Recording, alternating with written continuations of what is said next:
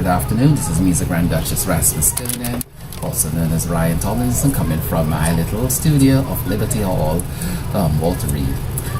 By the computer, it is 5:30.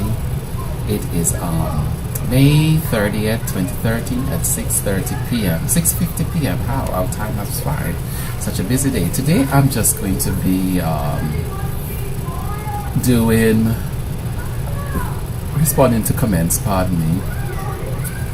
And I'm going to read one. You know, my whole segment will begin with some of my own experiences, some of the misconceptions of my personality, my character, my adversity I went through, so forth, concentrated on national and international issues such as gun control. I wonder if that issue is dead, because part of what I concentrated on, part of what they wanted to sign the measures on, I feel was a scapegoat and a target for the real issue.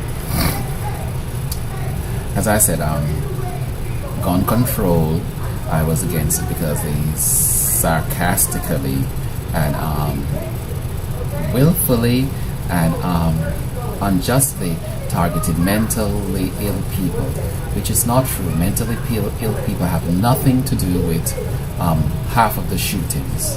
Actually, it's mostly people in their sane and correct mind, people that really plan stuff, people that you will never expect.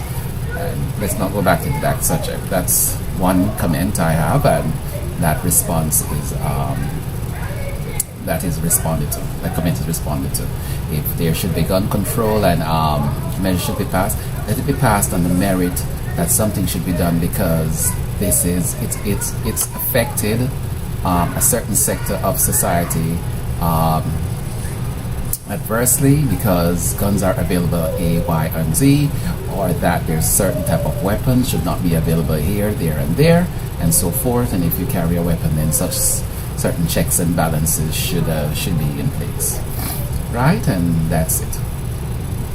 Nobody wants innocent people to be killed, and no, everybody wants to enjoy their freedoms.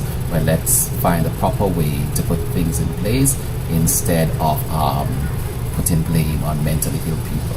Let's take charge of our responsibility. We have been fighting war for more than 30 odd years. Let's take responsibility for that, and let's remind ourselves what we are fighting for. And I think that has become misplaced over the last years. It's like picking up a book in a new job and just continue what the other person is doing mindlessly without concentrating on what the real issues in Iraq, Afghanistan, and so forth is. And so forth I feel about the political structure and organization. They are doing mindless work. Could be the stress of war, who knows? I tell you, America, it's probably time for a change, back to grassroots. And we have not seen that yet. And I'm not saying, all I'm saying, it's time for fresh new ideas, fresh new people, and fresh new outlook. I was speaking to someone today who said, I said the Constitution plainly outlays everything for the law of the land. It never hesitated on any group or targeted any group of people. However, who does that? It's our own translation, our own concept of it. That is what we institute on people and rob people of their rights. That's why we're always the law for this, a law for that, a law for that. Not realizing that a law should be enacted. If it's not enacted, then certain punishment should be in place. I have another letter here. I've watched you. Let me say first, I'm deeply sorry for what happened to you. I admire your courage, however, you should proof of certain statements. I have proof of those statements. Whether or not they have asked for them is another question. Realizing that the military is a very multifaceted place. If they do an investigation, they can find anything that they want to, whether or not they want to find it or not. So the truth is there already. And to ask me to provide something after all what I've been through is plausible. After identity theft and fraud and so forth on my pin and my life savings been wiped out, what do you expect from me? Where am I going to draw from now? I need to go to school that costs $40,000 and so forth. That's hard to find after suffering from identity theft. and this is something serious. Okay. However, he says now, I believe your claims. I have spoken to other people, and at first, a group of friends of mine said sounded unimaginable until I enlightened them to certain other aspects of life of other people I have become acquainted with. Thank you for having the courage to say it proudly. And that was one. I have the courage. I mean, I know where I am. I know what I'm doing. I know I have to proceed. But in order to enact change, you must speak it. You must speak it proudly. You must not be intimidated by it. You must drag people into the realm of where we should be, not where we wish, not what we once wish was. Okay. I have not, and to Micah, I have not filed any. I have not filed any criminal charges against anyone, but I made sure when something was done unjustly to me, I highlighted it and I asked to be compensated. I don't have the rank or the structure and the title for those people that harmed me. I mean, they know themselves, and I know myself, and all I ask for is the compensation. That's it. I think I have a right to live how I was living, and greater than that, because my life would have been much in a better place than where it is right now. But I do not regret this adversity, because it is in these actions that we find out how change should occur and how we can change things and how things can go wrong. Fantastic.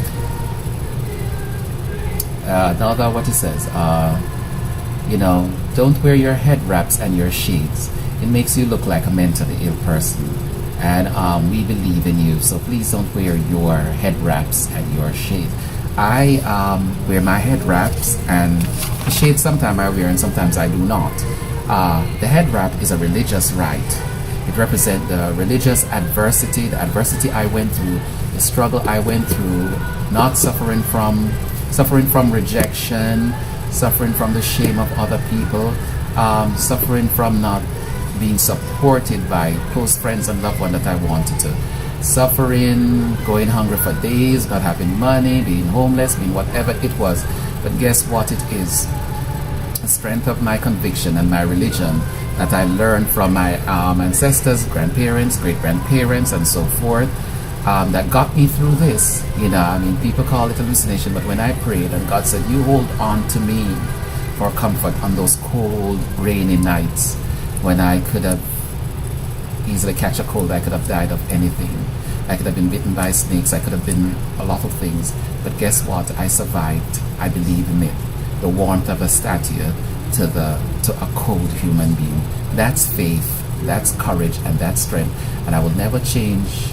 It's not a story I made up for popularity or for fame. I never believed that I would have experienced such or be a witness to such. I have listened to others and I've believed others, but myself, I've had my own experiences. But faith without actions is something else, and I always live by the words of my faith and action. And so henceforth, the coverings of my head, the scarf, and I decorate myself with flowers. I love feathers. I call myself a Hermes girl. I always felt like a woman, and I embrace every aspect of myself and my personality. I'm gonna sign off right now because it can only be 10 minutes at a time, and I will read you another letter, so forth. Okay? This is Misa Grand Duchess, Rasmus Skillen, also called Ryan Tomlinson. Stay tuned for part 2.